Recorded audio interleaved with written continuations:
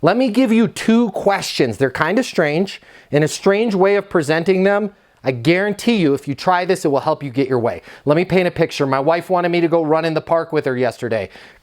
I wanted nothing to do with that. Here's the two questions she asked me.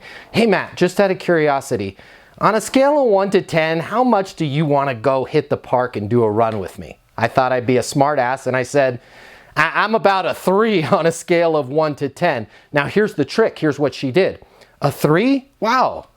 I thought your number would be much lower. Why are you a 3? Suddenly I said, well, you know, it's a nice day. You're gorgeous. I like hanging out with you.